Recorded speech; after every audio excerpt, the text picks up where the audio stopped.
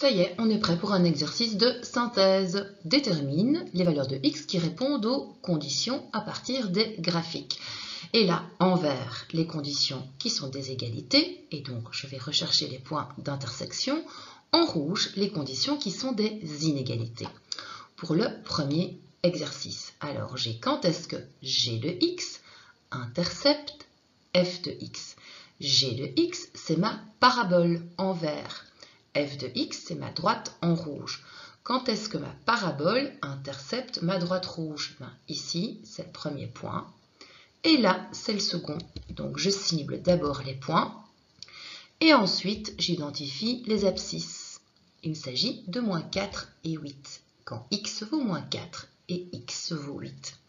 J'opère le deuxième exercice. Quand est-ce que g de x, à nouveau ma parabole, égale j de x, va intercepter ma droite bleue? Quand est-ce que ma parabole intercepte ma droite bleue? J'ai un point ici et j'ai un point là.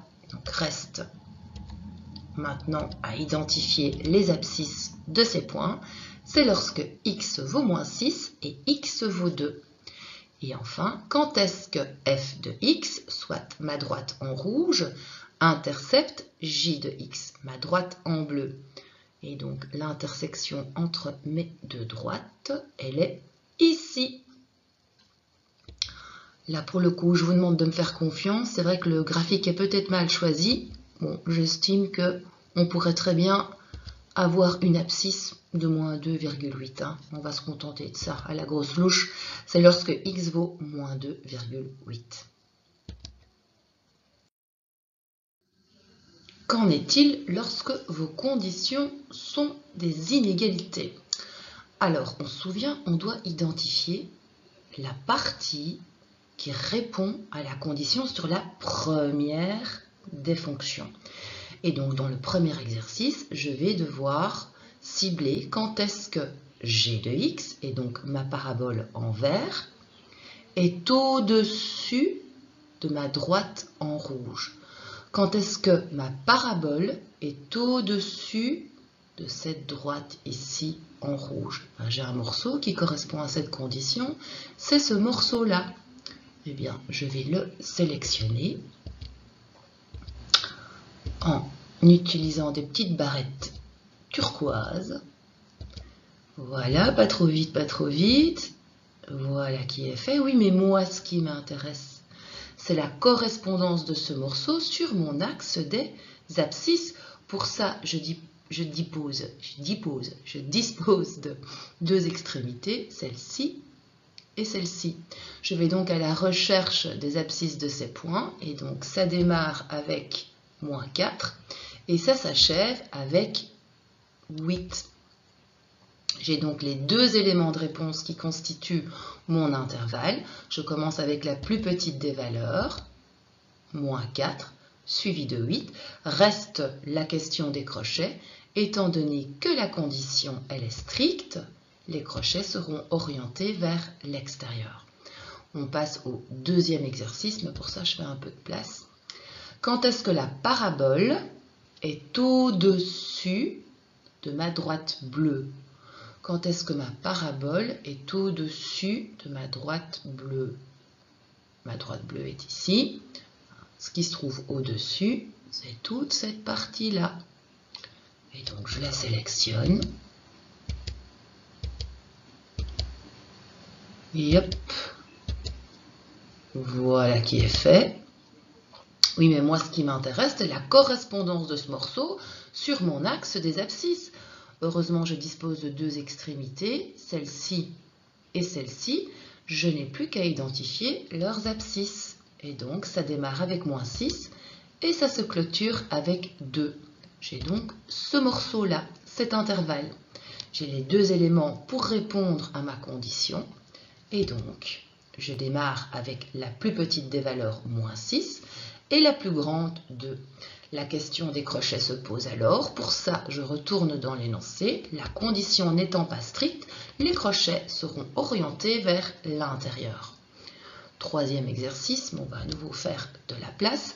Quand est-ce que f de x, et donc ma droite rouge, est strictement négative. Donc, quand une fonction est négative, c'est qu'on observe une partie de celle-ci en dessous de l'axe des x, signifiant que les images de ces points sont négatives. Alors, f de x est ici. Quand est-ce qu'elle bascule en dessous de l'axe des x? C'est à partir de là et ça file. Donc, je sélectionne la partie concernée. Oui, mais moi, ce qui m'intéresse, c'est la correspondance au niveau de l'axe des abscisses. Et donc, ça démarre avec l'abscisse -4.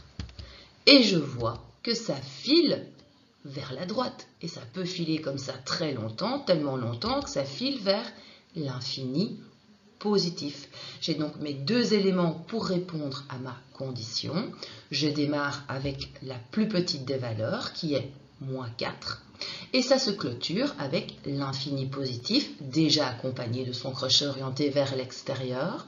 La question du crochet se pose pour -4. Étant donné que votre condition est stricte, le crochet sera orienté vers l'extérieur. Il nous en reste deux.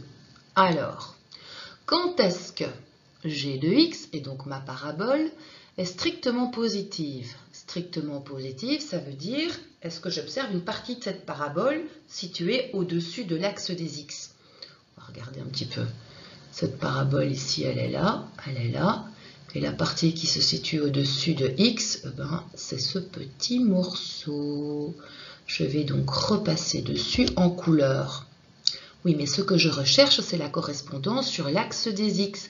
Quel est l'intervalle correspondant? Or, ça démarre avec l'extrémité -4 et ça s'achève avec 4. Je peux donc tout mettre en musique ici. Il s'agit de l'intervalle qui commence avec -4 et qui se termine avec 4. Reste la question des crochets.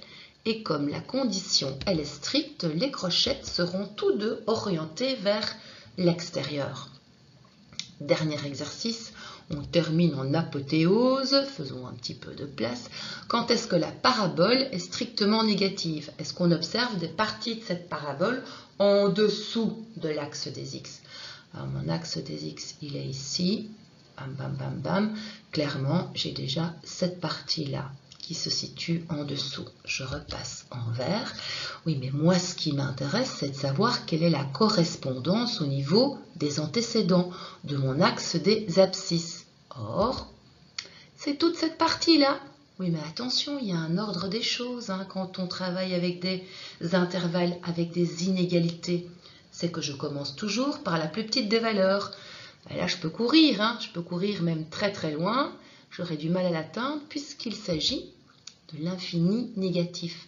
Par contre, la plus grande des valeurs, au niveau de mon abscisse, s'achève avec -4. Oui, mais oh, ça c'est une partie, il y en a une deuxième. Eh bien oui, regardez, celle-là, elle répond aussi à la condition. Elle est en dessous de l'axe des x, donc toutes les images sont bien négatives. Je dois aussi la sélectionner. Donc, par rapport à cette partie, quelle est la correspondance sur l'axe des abscisses? Eh bien, c'est tout ça.